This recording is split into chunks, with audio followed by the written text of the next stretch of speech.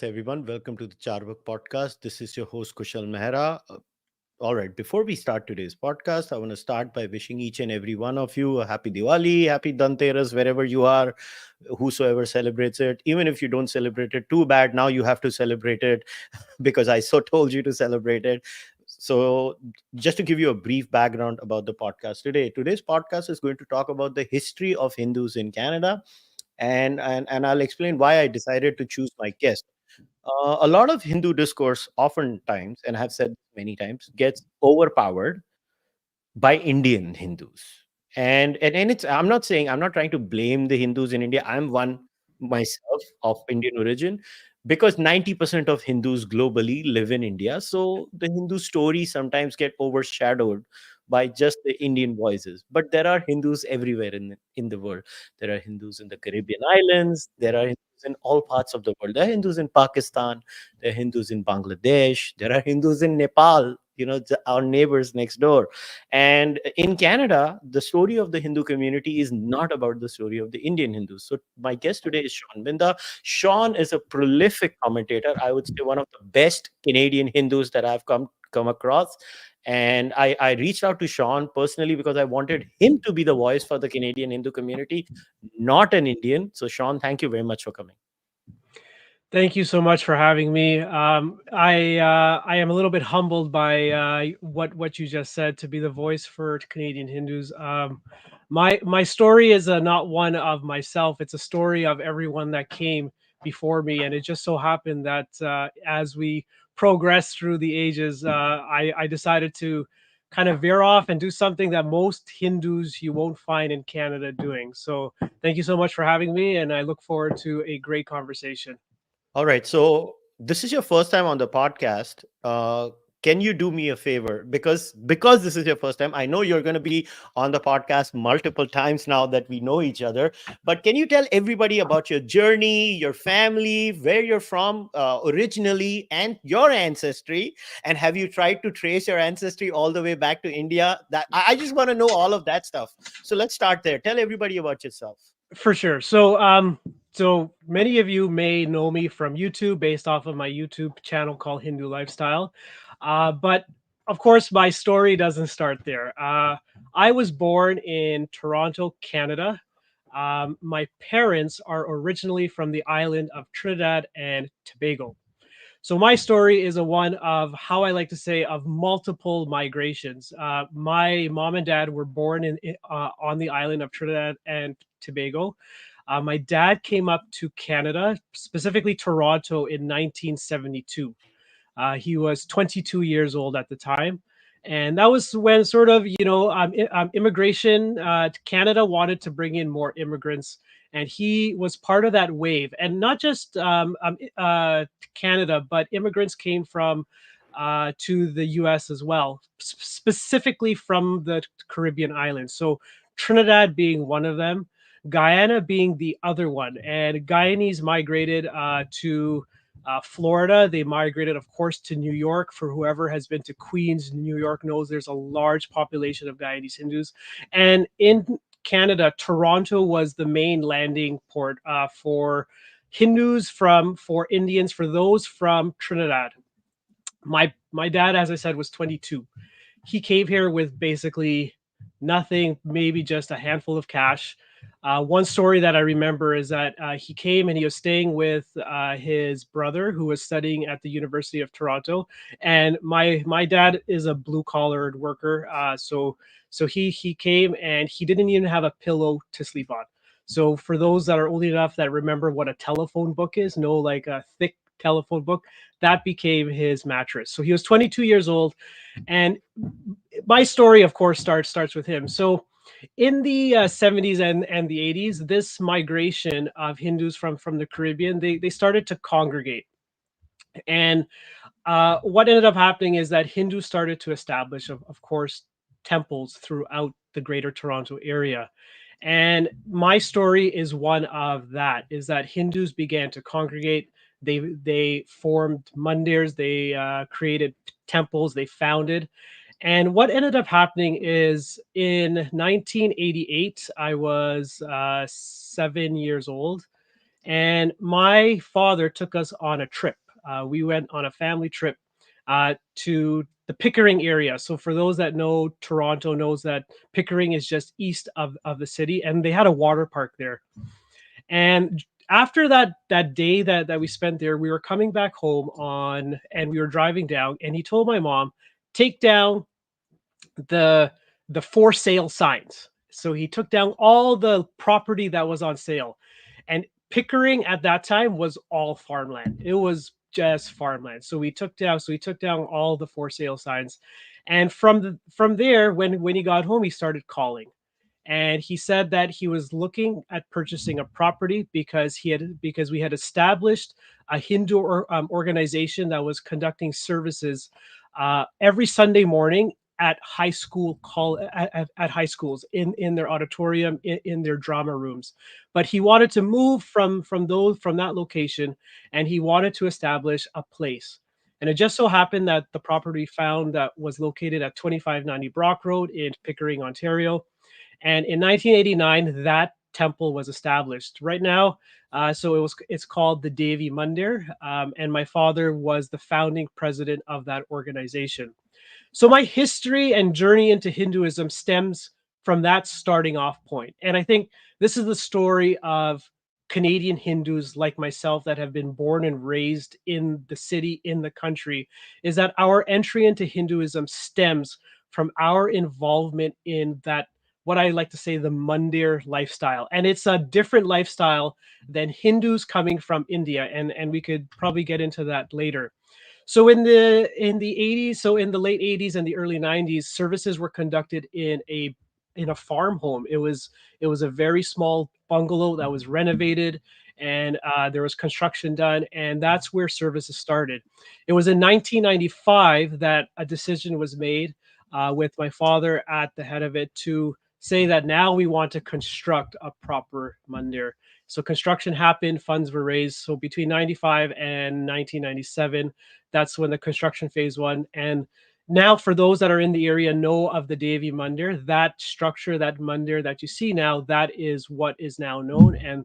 And we were part of that. And my involvement was through all of that. So when we talk about getting your hands dirty, my father is a blue collar worker, and when we had to lay water pipes, when we had to lay sewer pipes, we had to do all of the groundwork. He took vacation, and he took us there. We were my brother and myself. We were in high school, and we literally dug trenches. We laid the water lines. We laid the sewer lines. We laid all that sort of groundwork, and we literally built the temple. Yes, of course, there were contractors and everything else, but when funds ran dry, you needed all hands on deck. So I would say a big inspiration was him. And when we talk about the sacrifices made by those early immigrants, my father, again, funds, we weren't getting a loan from the bank. Royal Bank was the one who was giving us the mortgage, and we weren't getting money. He literally mortgaged our family home. So he took out a second mortgage on our home just to get money to pay the contractors who were coming, calling. And what that meant is that he had to work overtime to service that mortgage because the temple itself did not have funds. And that is what happened all throughout the early 2000s. I remember it was my mother, my brother, and my sister. We would all go to Munder on a Sunday, and my dad wasn't even going anymore because he had to work to service the mortgage. And he was the president for that entire time. And then what ended up happening is that as I got older, we formed youth groups, and we did a lot of work in trying to kind of bring everyone that was a young kid during the 90s back to the Mandir, and we formed youth groups. We created scholarships, and I became the first director at the Devi Mandir back in 2006, 2007. I wasn't married at the time. I was in my early 20s, and I was looking after all of the internal programs. And then from there, things happen, and I was involved. And then we could probably get into this when we talk about Hinduism in Canada, but politics rears internal politics of the temple rears its head. And I was involved in a lawsuit at the Devi Mandir. I was 30, I was 31 when it happened. And There was a court battle, and through mediation, the what ended up happening is there was an election that happened in 2016, and we lost that election. And from that point on, we had a decision to make in life, and that is where I would say that my life changed, because that path that I was on was sort of following in my father's footsteps, is being involved in Mandir activities, being temple administrators. But this event literally set me on to going on YouTube, because if I didn't have that break in my life, then I never would have pursued the path that I'm on right now. And in 2016, that's basically what happened, is that I came onto YouTube. I started making videos focusing on Hindu education, geared towards, like young Hindus growing up. And then from my father's point of view, we actually established another temple as well, and we just continued onwards from there. So that is my entry into Hinduism. And so to say that Hinduism is my life is probably a very small statement. Like, that is literally everything that I encompass growing up. And my story is not unique in a sense, because Hindus like myself that were born here, this is what they did. I would say that where my life changed is that I became one of the more vocal ones as I got older. So why did you decide to be vocal, if you don't mind me asking that question? Because the story of the Hindu over here is get a STEM degree more often than not, um, become a lawyer, make shitloads of money. They are rich as hell over here, and I'm not saying that as a negative. It's a positive. We are, I think, both in America and Canada, we're most likely in Canada. I think we're number two. I think the Chinese are slightly richer than us in Canada, Mhm. but the Hindus are pretty much the one of the richest communities in Canada. They are the richest community of America, and the story is pretty much the same. You do STEM, other than the last wave of migration that has happened post COVID, which is Mhm. basically diploma mill Yeah. bullshit from Brampton. You exclude that rubbish, pretty much everything is very highly skilled. You see lawyers, you see all kinds of things. So what changed with you? Who bit you that you changed? Yeah, so I would say that it's my Caribbean upbringing. So Awesome. when we talk of Hinduism in the Caribbean, we talk of a story of survivorship, meaning that, the funny thing is that when you talk to any of people of my parents' generation, you never really get, the suffering that they had gone through. And it is only recently, in recent times, when you start talking about indentureship, meaning when the Indians, quote unquote, left India and went to all of the islands. It's only in the recent years that you start actually hearing that, the story that was given to me growing up is that our ancestors left, and the portrayal is more like, it was that they happily went on a boat, and they crossed and they sailed for 30 plus days. But in reality, a lot of them were tricked, they were kidnapped, they were coerced into going. And when they arrived, to take over that, the labor and the work that was being done by the African slaves who were emancipated, that is what we went through. So that fight to hold on to whatever you want to consider a Hindu identity, that has been something that has been ingrained from many of the Hindus in the Caribbean, to the point where that I would say is that many Hindus would do pujas, would do all the rituals, but it wasn't something that they actually even thought of not doing. It was just something that you always did, because that was what your identity was. So you take that now, and then the second migration of where now me and my siblings we're born here, is that is sort of what is percolated down into me, is that there is something that we need to do to continue to fight, to continue to work to maintain that identity. And I think it's that upbringing, that fight to keep something that was instilled in me, is because when you have to work towards something, you don't take it for granted. I have given talks throughout the GTA, and I say, the one thing about growing up either in America or Canada as a Hindu, you walk outside your door, you're not walking into a Hindu environment. You're walking into a Western US, North American capitalist consumers, which is fine. But the Hindu identity is not something that is primary. And I am part of numerous WhatsApp groups and parents groups, and always the one complaint is the same thing: is that how do we transfer this Hindu-ness to everyone else? And I think the Caribbean example that the family and the upbringing that I come from, I think that translates well into sort of talking about a Canadian Hindu identity. So that is one aspect. The second aspect is I am a little bit of a loudmouth, which is why I which is why I I choose to speak.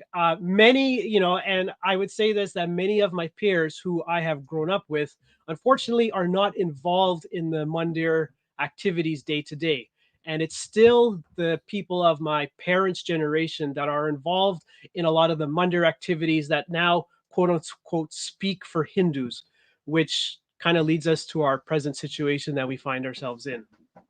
So, so if you look at it from the larger history, so what would you say the first Hindus of Canada? When did they come? Where did they settle around? And then how does this journey happen?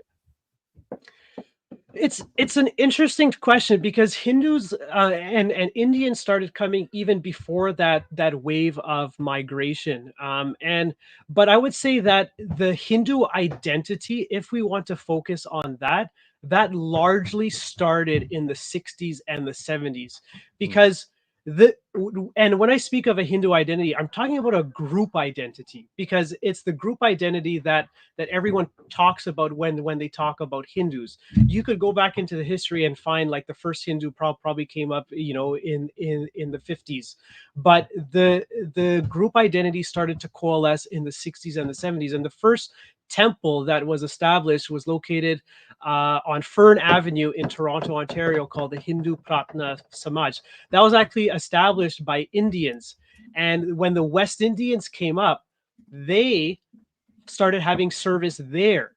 So that was in the 70s and the 80s. I don't know the exact date, but I do know that the Caribbean Hindus used to host services there Sunday afternoon, because that's where everyone used to gather. So I would say that the group identity really started coming together, yeah, in the late 70s and the early 80s. The first mandir that West Indians went to was the Vishnu Mandir, located in Richmond Hill. So when we talk about the big Hanumanji that you see there, that mandir was founded by Dr. Dubey, a Guyanese Hindu, and he's a presence by himself. But I mean, that's where my parents went to, and that's where everyone So went Dr. to. Dubey, are you talking about Budhendranath Dubey, who Yes, recently received the Order of Canada? yes, yeah, All right. yeah. So So for that Indians, the Order of Canada is like the Bharat Ratna we have in India. It's the highest civilian honor award in Canada, the Order of Canada. yes. So all the Hindus from the Caribbean grouped there, and if you look at any of the Hindus mandirs that were then established, everyone started off there.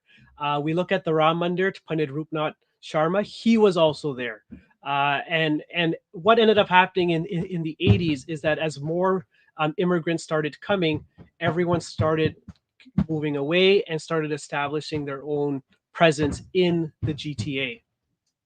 All right. So I guess yeah. Even my father-in-law, it's been around 50 plus years since he's come, and I remember my father-in-law used to tell me stories of how the Hindu Sabha Mandir in Yeah, Brampton, and how the community actually, my father-in-law was one of the first few people who actually joined the fundraiser, and they put in some money themselves, and then they tried to raise more money to buy land for the mandir, and how the and he tells me how he came, they would struggle so much to just find a place to pray in Canada. And from there to now have a robust community where I think we have over 100 temples all across Canada yeah, now. As far as Hindus are concerned, we have more than 1 million Hindus visiting temples. And for people who think that Hindus are not attending the temples, at least as far as my experience is concerned, with first generation Hindus from India, the temple attendance is off the roof. Because for them, the temple attendance temple is a very integral part of their life, even in India. not just in a, and they just carry that culture over here. But when you and I were speaking, you had told me that that may not be necessarily the case with folks like you who are second generation, or in many cases, now have a small number of third generation Canadian Hindus also. So why do you think that's happening? Why are they not going to the mandirs while mandir attendance is off the hook in Canada? So let me address your last point first. Mandir attendance is off the hook. Mandir attendance, the reason why there are so many people attending is because a lot of that congregation right now are newly arrived immigrants. So that mindset of people of my parents' generation that came in the 70s and the 80s, what was the temple for them? A temple was a community hub. You are new to a country, and you can imagine like the 60s and the 70s, like no brown people, no Indian people, nothing. Where did you see people of your kind? You went to the temple. That was the only place. And you could be from the Caribbean, you could be from India, you could be from Fiji, you could be from anywhere in Africa. That is where you met, and that is where everyone went to. Now let's get to people of my generation. Is that we are born in Canada. The only environment that we know is a Canadian environment. What is the reason for us to continue going to the temple? Because the reasons for my parents and the reasons for the new immigrants are largely based on I want to see someone who is like me that came from a country that was like me.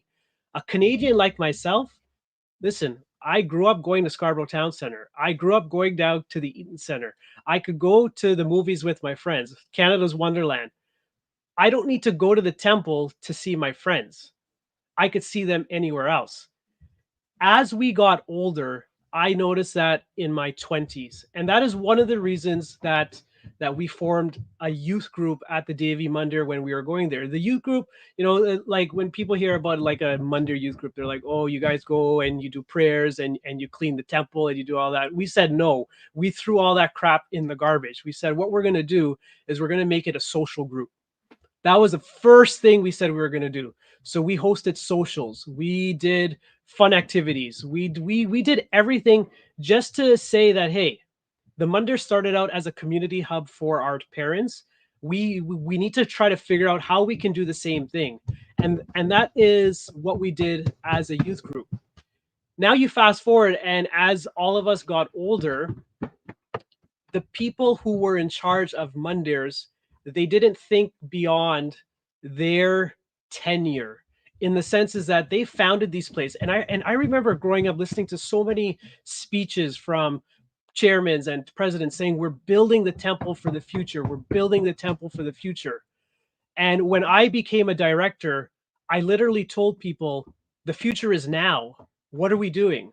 And what is it that happened is that the structure of these Mundirs stayed the same. How is it that you bring in new people? How is it that you bring in new ideas? How is it that you involve and you have a succession plan for the next generation? Mundirs were built by people like my parents who were in their 30s. What is the average age of a temple administrator right now? I think we all know the answer. The average 18.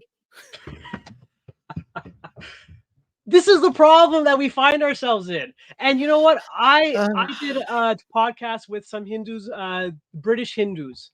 It's the same problem there. You take this and you take it all across, and I'm sure US is the same thing, is that we have failed to articulate why a temple is relevant to people born in Canada.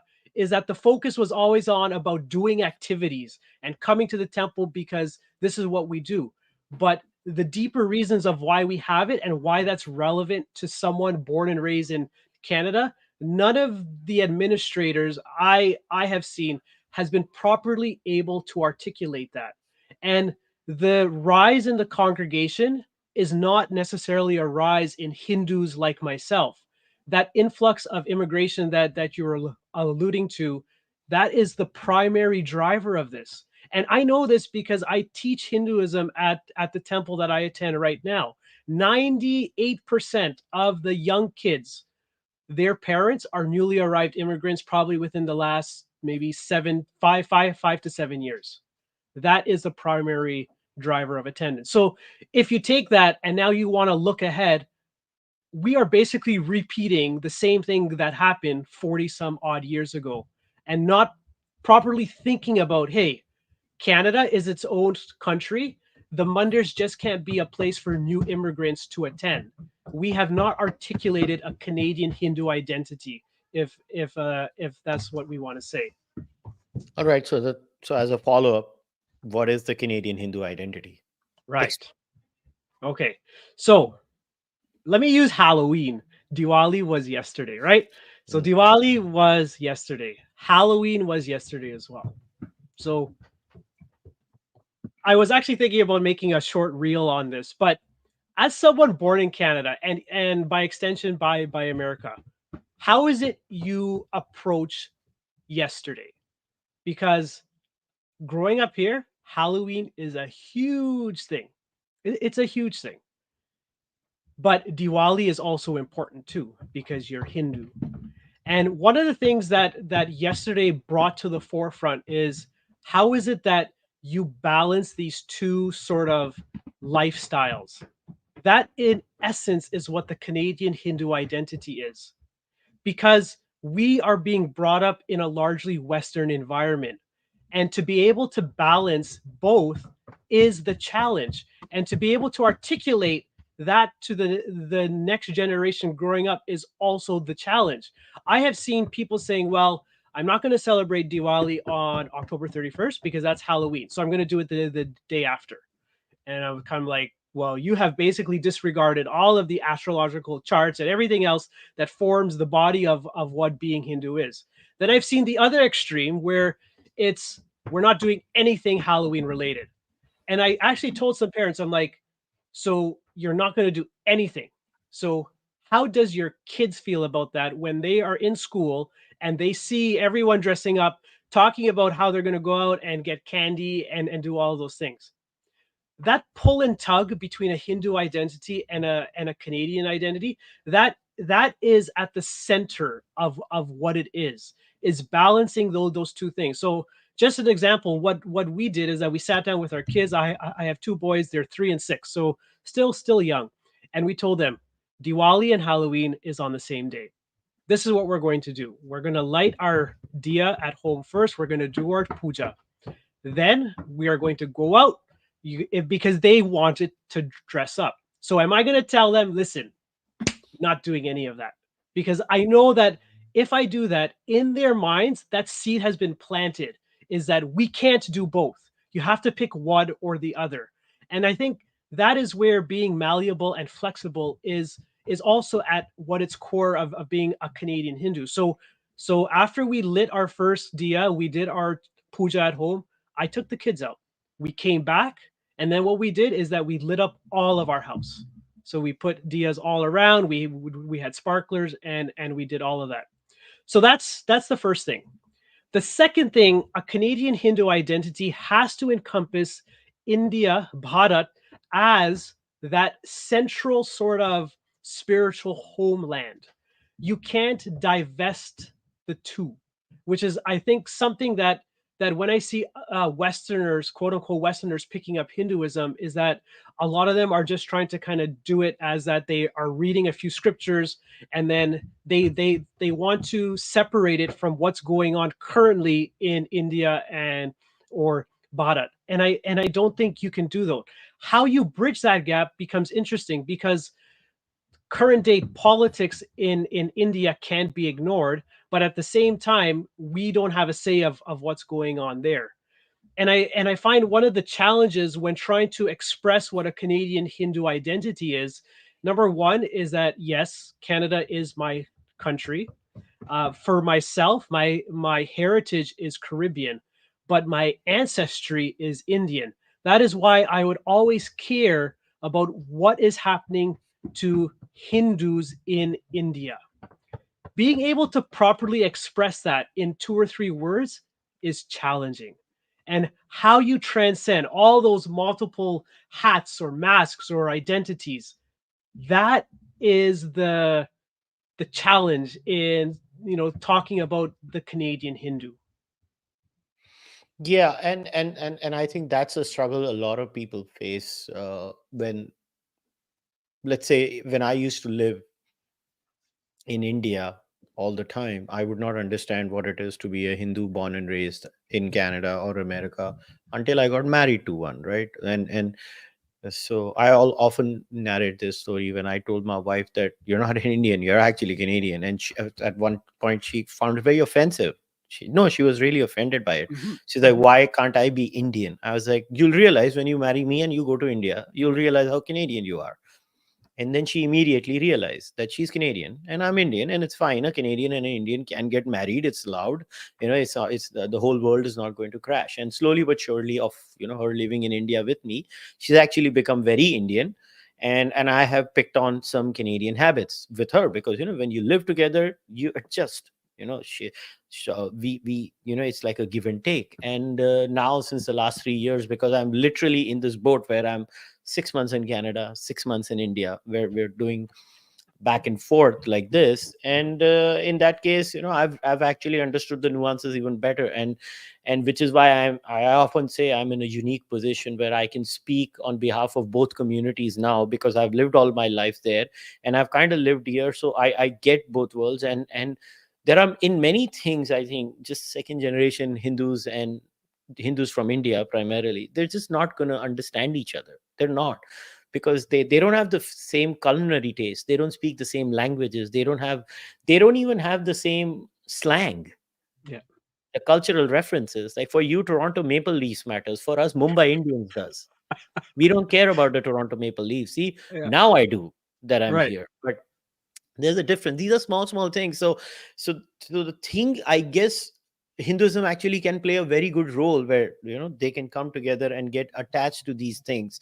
And I feel, in my opinion, that's my experience. I don't know what your experience has been. I think Hinduism has played a great role in bridging that gap, as far as I'm concerned, with the community over here.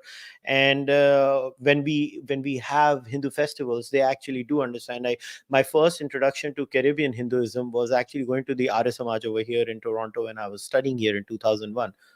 Now, you guys dance. Yes. Very You guys much so. dance. Yeah. We don't, Yeah. but you guys do. And I was like, oh, damn, they're so different from us. And then, like the chutney, the soka, and all of that. I was introduced to the entire shebang then by Yeah. Caribbean Hindus over here. I was like, oh, wow, you guys are so you have those ancient songs that you picked up of Bhojpuri or different languages, Yeah. and you just have kept them the way they are, and you keep singing them.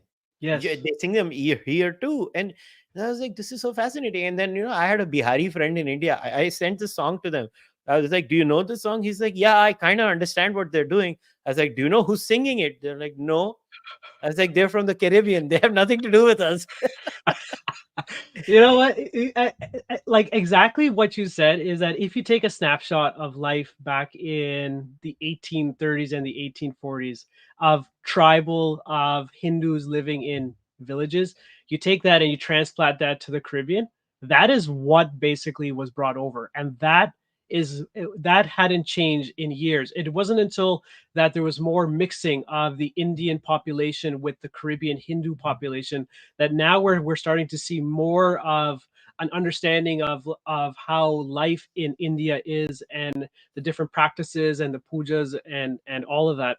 There was something that had come up recently where I was speaking at a small function, and it was a Punjabi Hindu girl that came up to me afterwards when I had finished, and she actually said that we were just talking about the issues affecting Hindus, and she brought up something. She was in her late 20s, and she said how she's struggling to find someone because she wants to get married. And I asked her, I'm like, but there's a lot of Hindus. She lives in Brampton, and I'm like, there's a lot of Hindus in Brampton. I'm like, it can't be that hard. And you know what she told me specifically? She's like, I was born and raised in Canada. I have more in common with a Hindu from the Caribbean or a Hindu from Fiji than I do with a Hindu from India. And it just goes to what you're saying, is that the two identities, like everything that makes up a Canadian, is what is what is going to influence our life right now. And I really thought that interesting because I haven't thought about that before. Because for myself growing up, I always used to see these two groups separate because that's how our parents were in a sense.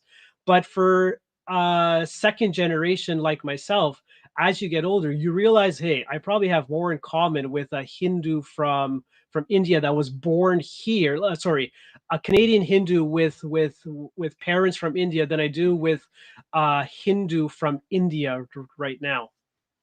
Yeah, and it's fine. It's not a big deal, and that too. Even in that case, right?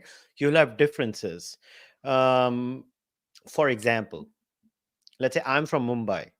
Now I'm from a very metropolitan and very modernized place. So the way I look at the world will not be like, let's say, that comes from tier 2, tier 3 India. I Mhm, would actually have more in common, and you could find many things with me that would be relatable, which is one of the things like people have to remember. Like my wife itself is born and raised here, but and she would always tell me, you're very different. I was like, no, this is just how we are in Mumbai. I'm Mumbai. Mumbai is very multicultural. It's very modernized in many ways. And it's not like, you guys had Sega, we did not have it. You guys had Nintendo, we did not have it. We had everything growing up. mhm, It was Mumbai. It's the financial capital of India. That's where, yes, we 60% lives in slums, but the rest are rich as hell. We mhm, have many rich people there. And it's a very different lifestyle which people and when I came here, like honestly, there are moments where I could get along with a Hindu from Bangalore, from Chennai, but I couldn't get along, let's say, from tier 3 Gujarat or the villages of Punjab. I can't get along with them. I'm mhm, just stating I have nothing against them. I mhm, can't get along with them in many ways. So I would look for, let's say, a person who's born and raised here who will be more anglicized in some ways, if I was to use that word.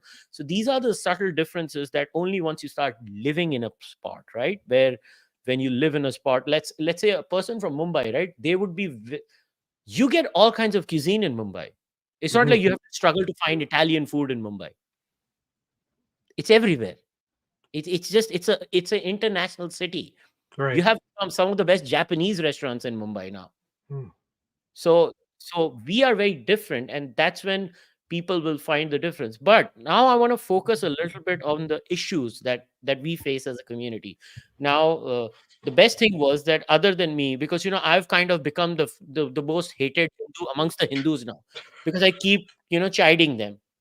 And then I found out, okay, at least there is one more person who's hated along with me. That's you. So I was like, might as well come together and get hated together. So, pretty so much, what yes, is yes. yeah? So what is the problem with the old dinosaurs in our community? Can we talk about that? Yeah, yeah. So I wish we weren't in the position we were in right now. As a kid growing up, the constant refrain that was always repeated over and over again: we're building this for the next generation. We're creating this community for the next generation. There was something that came across my eyes last year. It was a study done from the University of Toronto. It was someone doing her master's, and she went and she interviewed five temples in the early 90s. And I didn't even know this thing existed. It was posted somewhere on X, and I downloaded it because I was just interested. And then I see my father's name in this thing, and one of the things that he said in the early 90s is that he's concerned if Hinduism is going to be passed on and to the next generation. Are they going to maintain it? So we have that thought in the very beginning of when these mandirs and the temple community was created. The problem that we have is that when someone has been entrenched in these positions that they find themselves in, the ability to extract themselves and to now have a lay of the land and to say, hey, things have changed. When do we now start looking at someone else to start being the voice of our community? That our community has failed 100%. 100%. And I asked you this earlier. What is the average age of a temple administrator right now? 70s, 80s. There was a general meeting at the Devi Mandir And I had gone back after we had last lost the election. And I got up and I spoke at that general meeting. And I said, look at everyone sitting in this auditorium right now. Who is under the age of 40? Not one person. And I said, for you guys to give up your positions of power, it will rely on you guys, unfortunately, passing on. And these were conversations that I had with my father. And unfortunately, my father was the first to die. He passed last year. And I Sorry. used to tell him this all the time. We used to have these conversations. I said, Dad, listen to me right now. You yourself know that we were sued and we lost the election. How do you think any of that is going to change? It's only going to change when these guys pass on, because they created these places and they created an echo chamber where everyone now views them as quote unquote leaders of the community. But who chose them as leaders? It is by virtue of the fact that they created and they founded these mandirs, which is great because that is the environment that I grew up in. But now to take a step back and to think about, okay, we created these places. Have we thought about who is going to carry on all of this? Is there a succession plan? And when you create these echo chambers and you create these silos, the only thing you have is you have people patting you on the back, and you're not looking and you're not getting the lay of the land. And none of these organizations, none, I would stake everything on it. None of them have ever thought about, hey, what's going to happen? I literally told someone 2 weeks ago that all of these munders were founded by people in their 20s and their 30s. There is no one that is 20 or 30 right now on any of these boards. No one looking at what is it that has changed in the Canadian Hindu community. And even looking beyond just like knowing how to run a temple, the global situation has changed, which you are well aware about. The global situation has changed. The way that India is viewed influences that Hindu identity. And we have not one solid answer on how to address this. And the most recent things you are well aware about, our voices are, we don't even have a voice. I can't even say we're silenced because there is no voice to silence.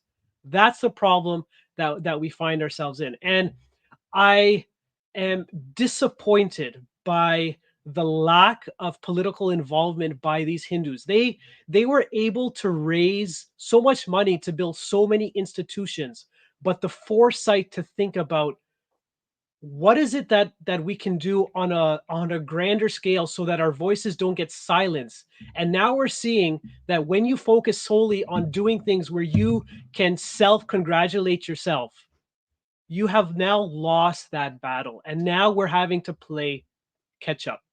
The problem that I see right now is that temples in Canada are technically fall under a registered charity. So in order for so what that means to your audience in Canada, if someone gives a donation to a Hindu temple, that temple can now write a tax receipt to that individual so that they get a tax credit or a tax deduction. So a registered charity needs to have a group of directors. So that means that if you have a group of directors, these temples have to have bylaws. And the way that these organizations are structured is that these bylaws that govern these organizations, they can actually set limits as to who is going to come in and who can actually run these organizations. And now they've now run into a problem where they have now chose to keep this organization sealed off from everyone else. That now that as they get older, it hasn't been able to allow people in to actually create a newer and a younger voice. And that was the position that we found ourselves in back in 2016, is that I was part of this younger group that wanted to sort of take the temple to another level. And what ended up happening, there was a fight over who is a member, who can vote people in. That fight then led to a whole lawsuit that led to a mediation where the long-standing lifetime members of the organizations voted everyone else out, of which I was a part of it. And this is the problem that encompasses these munders here. So They have put themselves in these positions of power with no way of trying to figure out how do we get the next generation involved. So basically, let's take this scenario. Let's say a temple has a congregation of 20,000 visitors who visit the temple regularly, but not all of them are members with voting rights, No, right? no. That is point number one. Point number two, even if they wanted to, it's not necessary that they would become or be made a member. Yes. Point number three, even if they became a member, will they be allowed to vote is also up for grabs. Yes. So in such a scenario, all the only people who end up becoming members are the ones who agree with the establishment. You've nailed it right on the head. Okay. So at the end of the day, it is basically of the trustee, by the trustee, for the The trustee. trustee. That's it. Oh, okay. That's very interesting. So nobody can hold them accountable. Let's say if I'm a devotee who goes there, I cannot hold them accountable for anything. They You can can just tell me raise to stop coming to the temple. you can raise your voice. No one's stopping you from raising your voice. Free speech. But at the same time, for you to actually exact change within that organization, the first thing that has to be is that are you technically a member? Like, and I talk about like real legal change in order to say that you are representing this temple organization right now. It's this vicious cycle. So why are we not democratizing the mandir discourse in, let's say, I'll give you an example. I know mandirs who have like a congregation of 30,000, 40,000 people, in some cases 60,000 people. Now, I'm pretty sure these people who come here, they always put $5, $10 in the mandir hundi, right? They just go, it's very common. If the mandir started a membership drive and said, where membership is open, let's say $10, $20, $100, I'm not saying whatever the amount is. I don't know what the average amount of mandirs over here is, so I'm not going to go out and make a figure here, but let's say it's $100, right? Every year you have to put $100 in, and you're a member with voting rights about everything to do with temple issues. We'll have that.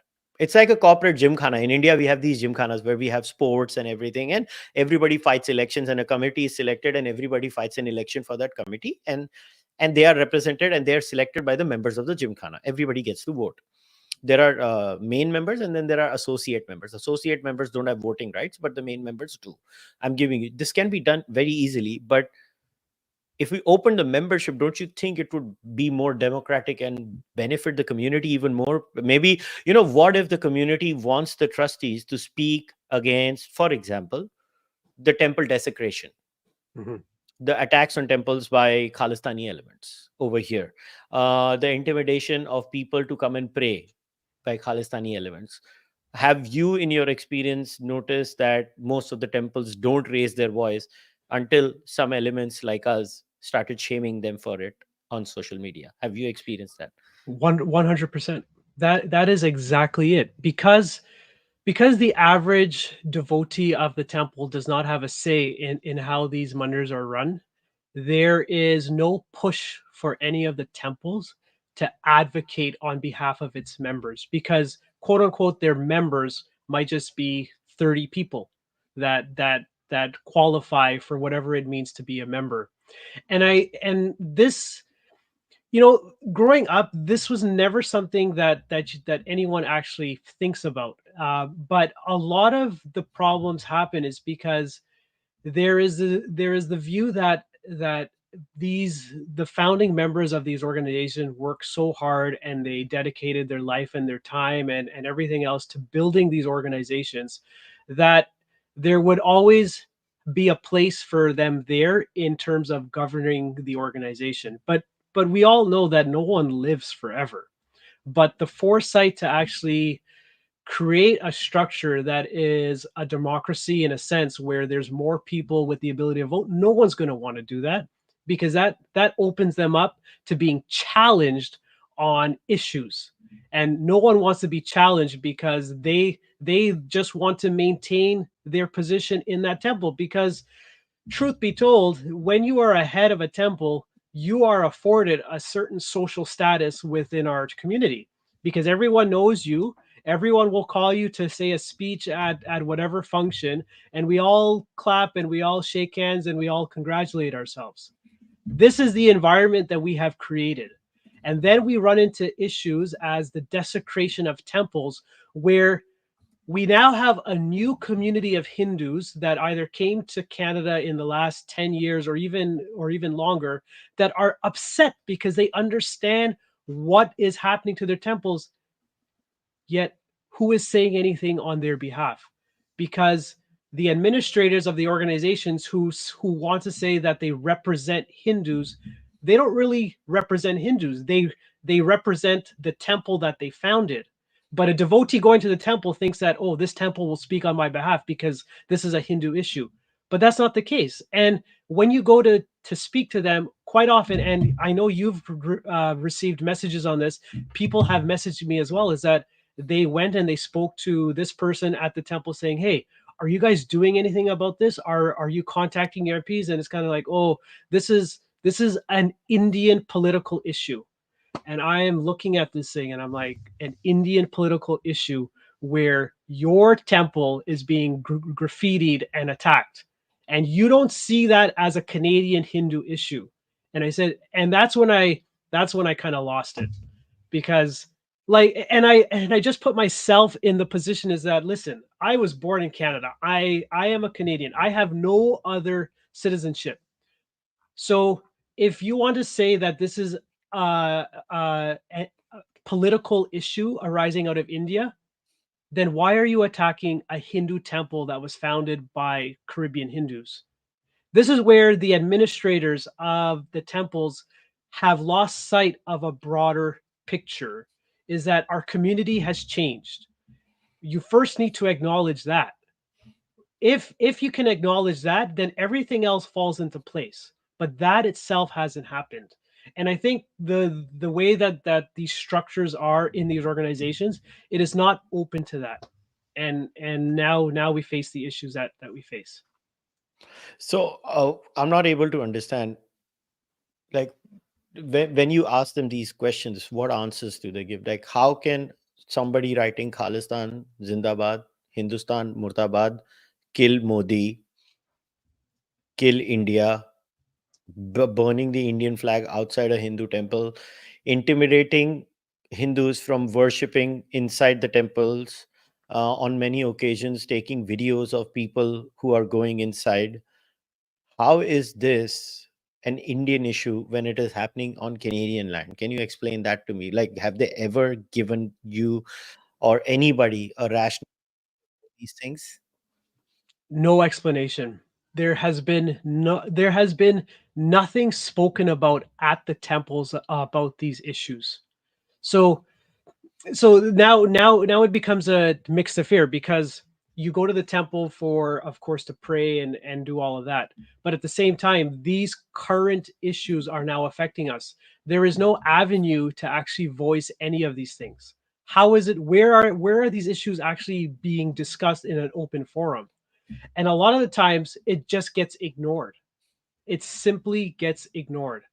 The most recent one that happened was when all this stuff happened in Bangladesh. Is that, a lot of people would come to the temple saying, "Hey, this is what's going on. Are we going to do anything about it?" And to even get people to attend a protest or do anything like that, it's kind of like, what are we going to do?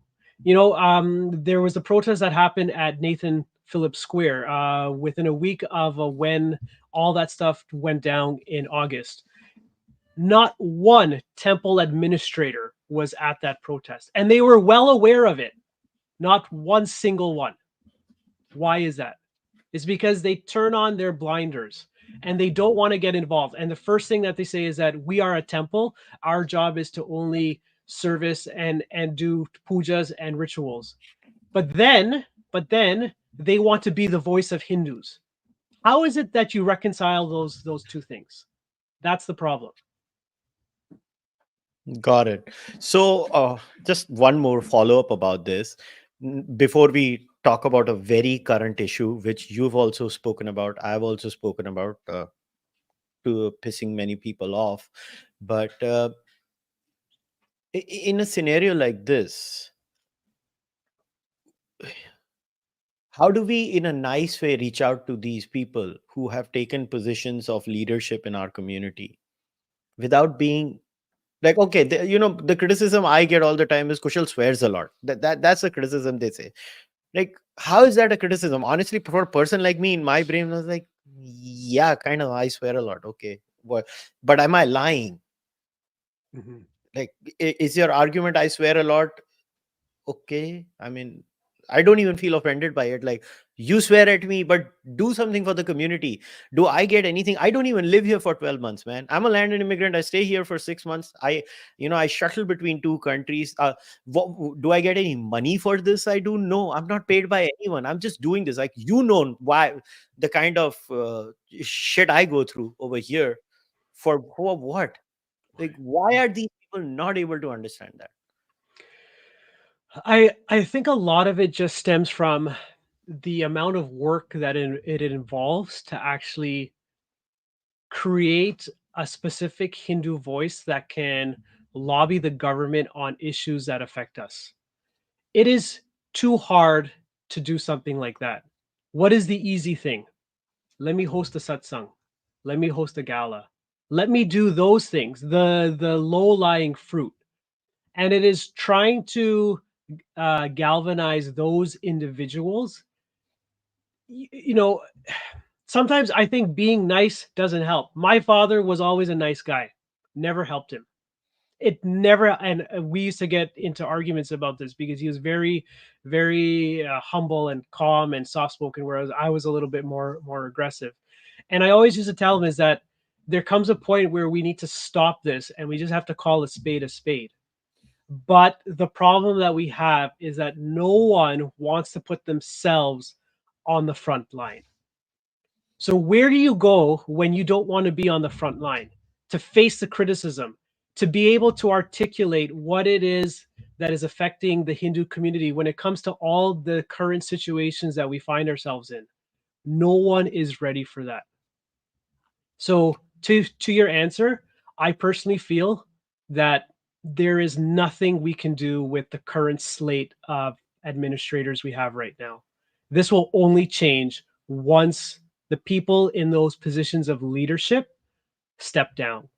They are too set in their ways to change right now. And that's the unfortunate thing because I do have ultimate respect for them because I reside on everything they did. You know, I can't deny that because that is the environment that I grew up in. But you come to a point when you realize is that your time now is finished in the sense that you have lost sight of a bigger picture of how our community is being affected. And I don't think there's a way forward. I really don't. 2011, I wrote an email when I was a director at the Davy Munder, and it wasn't anything political. I simply said is that we had just finished hosting a Diwali Mela, and I wrote all the directors. I said, why is it that we're inviting all of these politicians to come and give their greetings and take up 30 minutes of our program? What is it that these politicians have ever done for us? I wrote that in an email. That was 2011, 2012. You fast forward now, tell me what has changed. What has changed, really? Nothing. Nothing. Nothing. So that's the problem. So my answer to you is I don't think you could go with the honey and you can go with the sweets and the laddus and try to say that come nicely. It's a waste of time. It's a waste of time. Yeah, it's a tragedy what is happening in this. And now let us talk about the current controversy for those people who don't understand what the controversy is. Well, I mean, I've never seen the Hindu community in Canada being so pissed off as it has been in the last few days. Since on the 29th, I think it was on the 29th of October, the news broke. I mean, there was a letter that was officially released, and it has made rounds all over the media. I will put the letter up, and like, it's very interesting where I've never seen these things happen inside the Hindu community ever, and it was very interesting what has happened in these last few days. And basically, the letter was about a traditional Diwali function where, you know, and before somebody accuses me, like, I didn't make this up, man, and I don't know why people are mad at me. Like, I did not break the news, first of all. I mean, I knew about it, but in fact, I was one of the few people who did not did not break the news. And people are mad at me as if, how dare you do it? But so this is the letter that was shared on social media. I'll give the entire history, but let me put this letter up. So this was by the overseas friends of India, Canada, and this was written to the honorable member of parliament, Pierre Polyev, who be the leader of the opposition right now.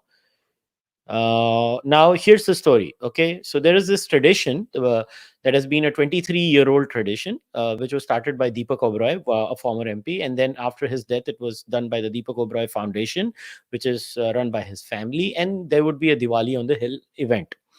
Now, I got a call on the 21st of October, multiple calls, in fact, frantically telling me that, hey, this tradition is going to be discontinued, and we're really disappointed. And I was like, well, how do I know? Why do I trust you? They're like, lo and behold, I was given a evidence of the email which said that. So I called a few friends in the Conservative Party circles. I have friends in all parties, liberal. I don't have friends in NDP, just for the record. I don't have friends in NDP. I have friends in Liberal and Conservative Party. I reached out to some of them and I said, why are we doing this in this country? I, as a Canadian, Indo-Canadian, I want to know. And they were like, oh, blah, blah, blah, blah, blah, blah. They're trying to fix it. I was like, okay, so I'll not talk about it. I'll honor your commitment. Well, it was not fixed, is all I'm trying to say. And then on this particular day, 29th of October, this letter was officially released by the organization. Now, in a normal world, you know, people would not double down on their brazenness.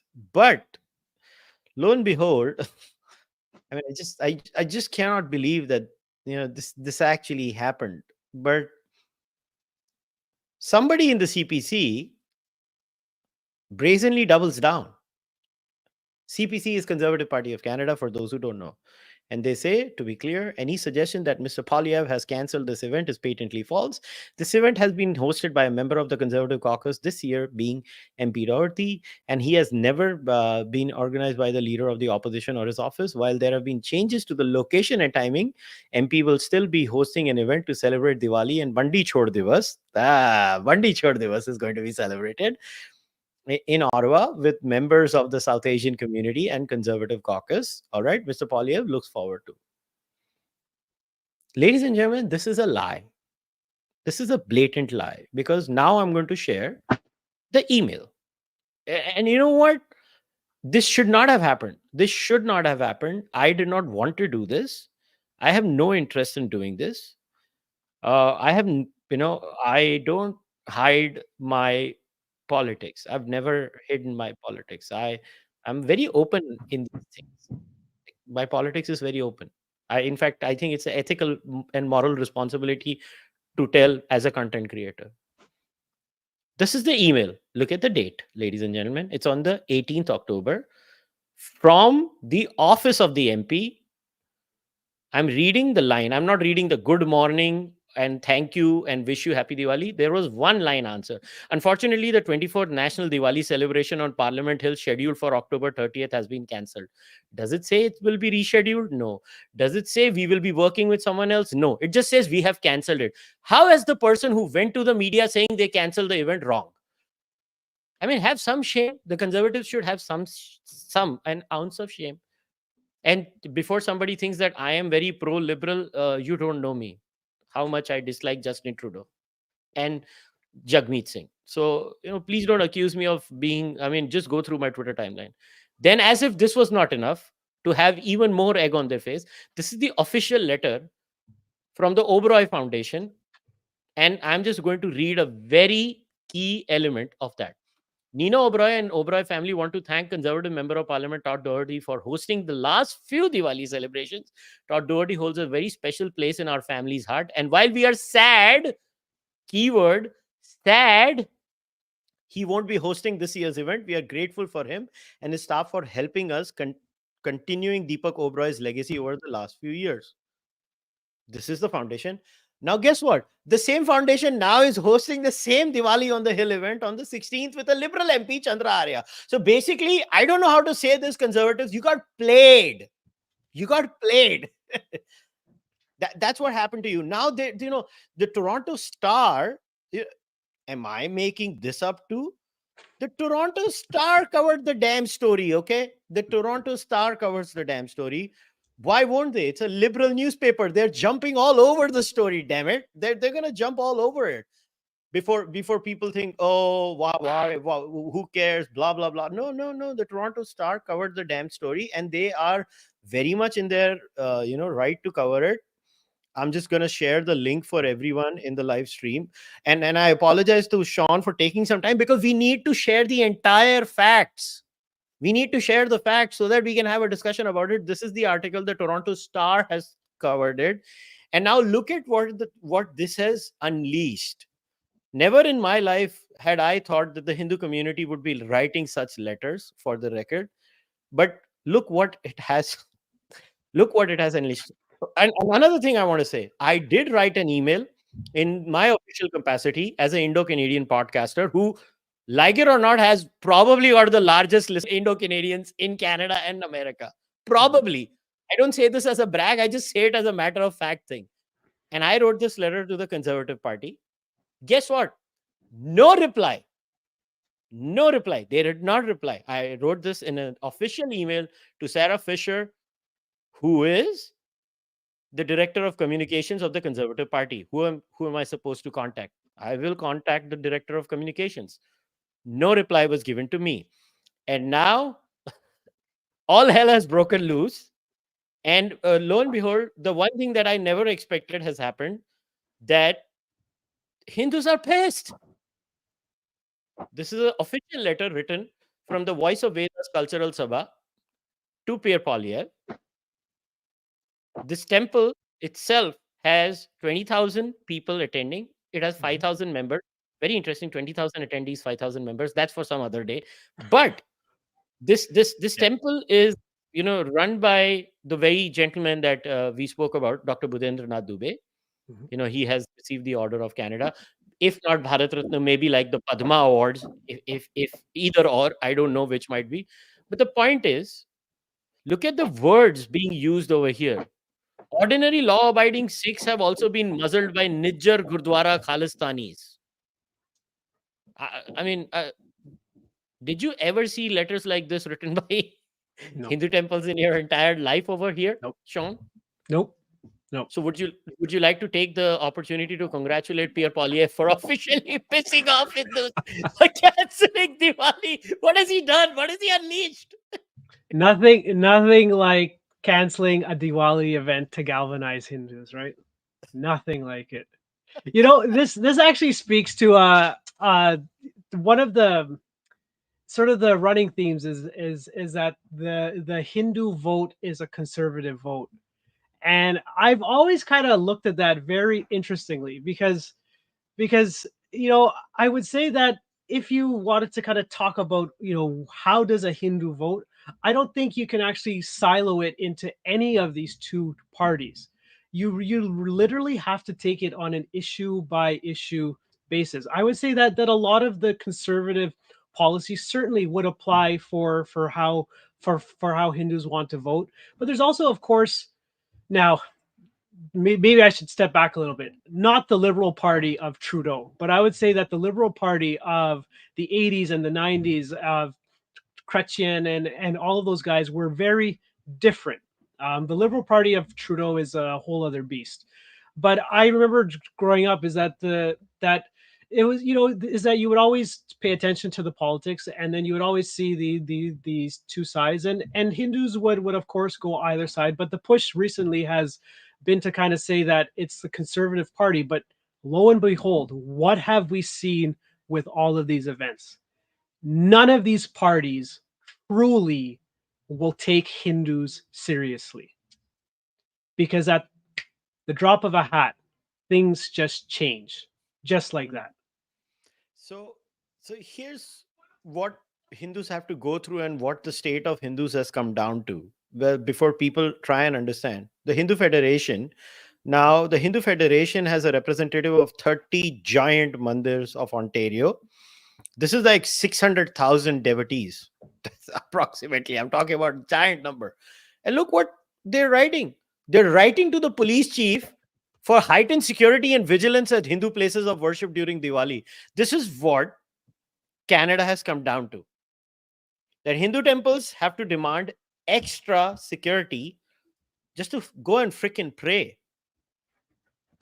This is what things have come down to. But look at the irony that it, I don't know how to say it.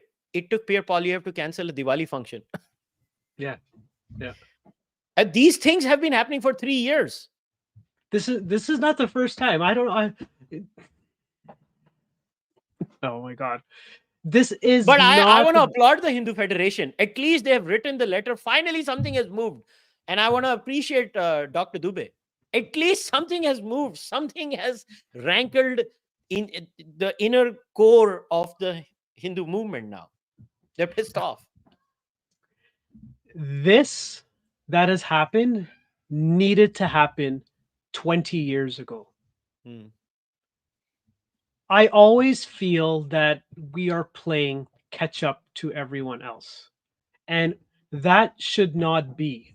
It should have never gotten to the point. The first time a mandir was attacked by Khalistanis should have been the last time it was attacked. But here we are seeing it time after time after time. And I know for sure there's probably going to be another one, because we have yet to actually form a solid lobby, to form a unified voice that can go after and actually exact change. So, do you feel this is the tipping point? I, the pessimist in me is saying this is a one time thing. The optimist in me is saying, okay, maybe it's the start of something interesting. But based off of my experience, the proof is in the pudding, as they say. So, But but have you ever seen even something like this happening in the community? Like I've been all here right, on and off for 20 plus years. I've yeah, never seen this. I've never seen. All I've seen is dead as dodo Hindus. okay, I will give you that. I will give you that. Listen, man, I have never seen Hindus going around doing WhatsApp forwards. The usual Hindu WhatsApp forward, you know it as much as Yes. I do when it comes to Indo Canadian Hindus. Happy Diwali, blah, blah, blah. Yeah, yeah, yeah, yeah, yeah, yeah. Now I'm seeing WhatsApp forwards like this. I shared this. I'm openly sharing what I am receiving on WhatsApp, man. Yeah. I have never seen Hindus saying these three conservative MPs are responsible for the cancellation of this year's Diwali event. Arpan Khanna, MP for Oxford. Jasrant Singh Hallan, MP for Calgary Forest Lawn. Tim Uppal, MP for Edmonton Millwoods. Let's make sure they're not elected in the next federal election. I have never seen this on any Canadian WhatsApp. For the last 20 plus years, WhatsApp did not even exist for such a long time. I've never seen the community like openly saying, okay, these three people got it canceled. We're not gonna ever vote for them. We're pissed off. And this, I received this WhatsApp for like 20, 25 different groups. Well, then you know That what?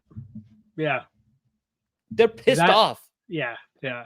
If because you have your hand in so many different areas, you are able to see it. So let me tell you one of the other challenges that we have right now. The average Canadian Hindu, someone like myself, blissfully ignorant on all of these issues. I did a video on my YouTube channel about the whole Khalistani issue and the desecration of Hindu temples. The reason why I did it and the way that I framed it that I did is because this is all new stuff for Hindus like myself growing up. Because we don't talk about issues that affect Hindus anywhere.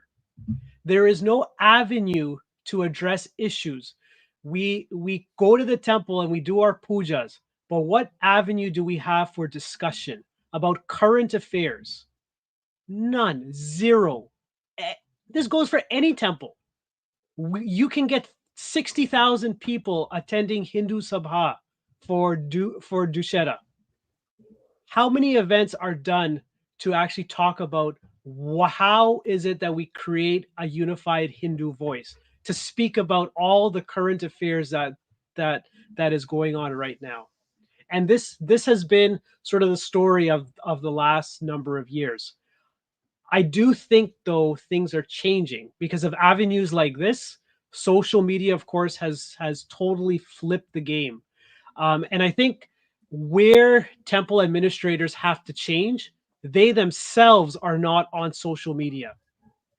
So when it comes to like real time advocacy, that is not being done. It's something after the fact. And I think if more and more people can go after their leaders of the temple, something will have to give. That is why we're seeing letters like that. But that only happens because it gets amplified outside. What I would like to see is internal amplification, where the leaders themselves are keeping abreast of all the current situation, that they know the pulse of the people that they supposedly represent. If I were to ask you right now, who is a Canadian Hindu leader? Hmm, Chandra Arya, I think he is speaking somewhat. Melissa Lansman, she's not even Hindu. Exactly. And for those who don't know, there was a Hinduphobia petition that made it to the floor of the parliament.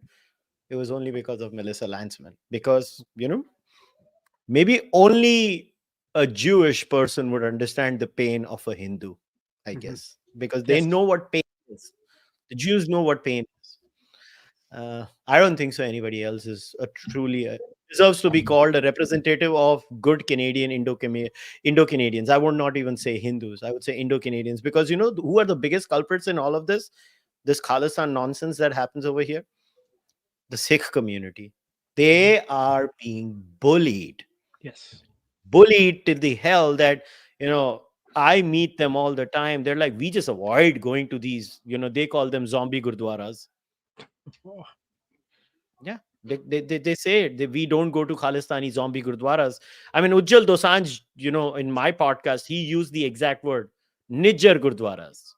hmm. He said those words, Nijjar gurdwaras. I call them zombie gurdwaras. Yeah. But Ujjal ji is a nice person. He's very kind Canadian. He's very Canadian now. He's not like me. He's not very Indian. So That's what happens when you spend a lot of time here, right? it didn't happen with me. Well, I'm you're beyond 6 months repair. on. Yeah.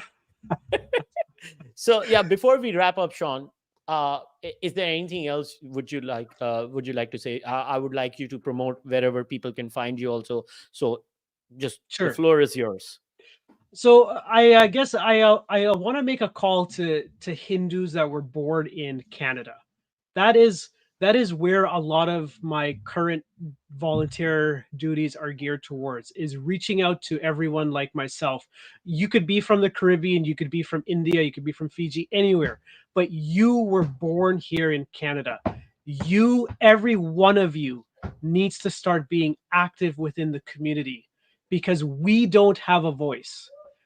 I literally feel that we are sandwiched between the people of my parents' generation and the new immigrants that have arrived within the last 10 years, because the new immigrant voice is rising, and good for them for not accepting the nonsense that they've seen.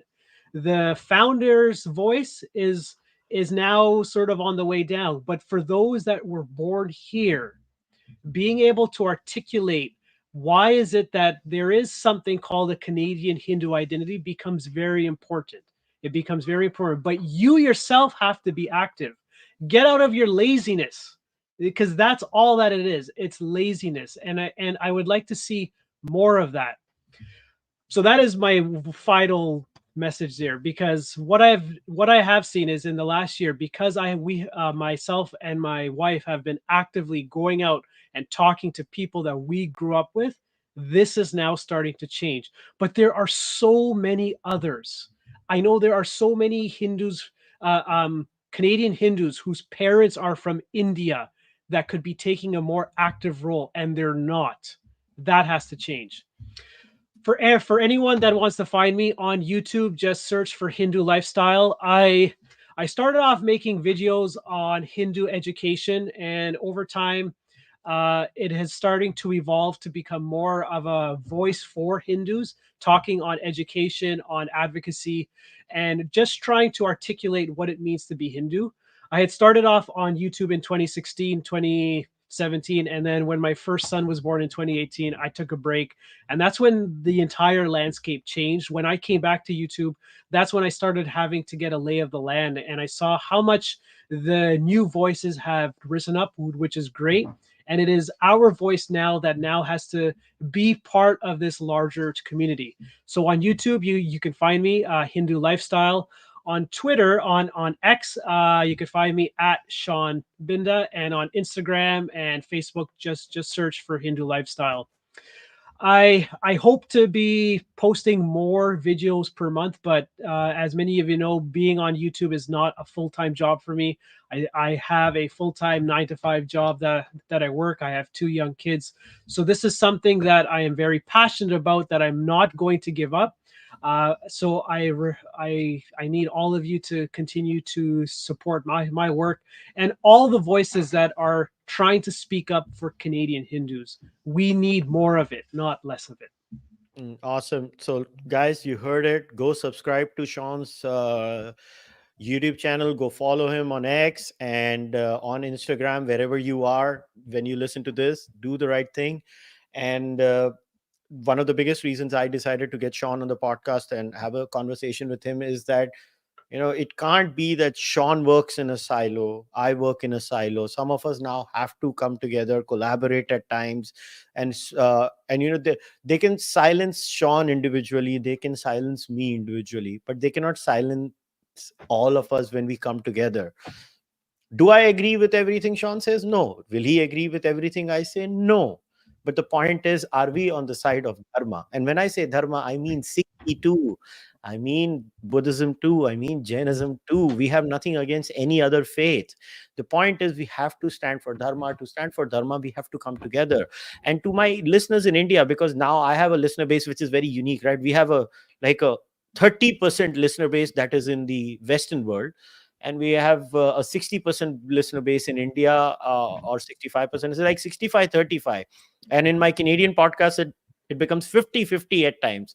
So to my Indian listeners, stay engaged with Canadian Hindus also, Canadian content creators also. They are also Hindu. They have equal rights to comment on the mother civilization, which is India, as much as we living here in India do.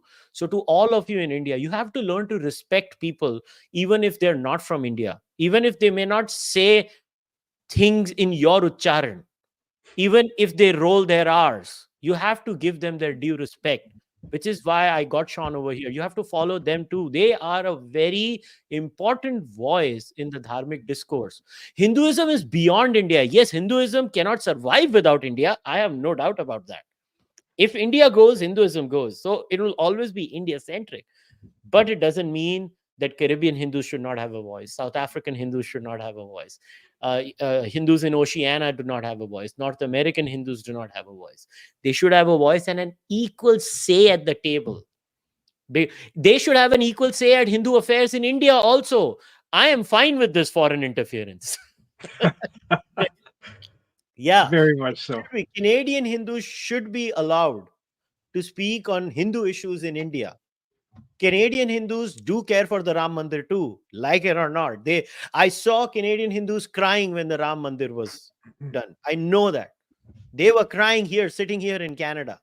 So please support these kinds of efforts. One of the biggest reasons I'm going to try to get more and more Canada-centric, America-centric content now on the podcast is I want to make Cārvāka podcast the first official global Hindu podcast. We will take about talk about anything as far as Hinduism is concerned globally. So if you want to support me individually, it's very important that you join my membership program. Because of you members that help me on a monthly basis, I don't give a shit about anything. I just keep talking about things, and you've helped us grow over here on the podcast. So please do consider, whether on YouTube or on Patreon, doesn't matter, join the membership program. If you want to send one-time donations, you can send them in Canada and in India. In Canada, you can use interact kushalmehra81@gmail.com. In India, you have UPI kushalmehra at ICICI. If you want to buy merchandise, you can go on Kadak Merch or on kushalmehra.com. If you can't do any of that, just like this video, just subscribe to the channel, leave a comment in the comment section. If you're an audio listener, leave a rating in the audio platform. I'll see you guys next time. Until then, namaste, take care, Jai Shri.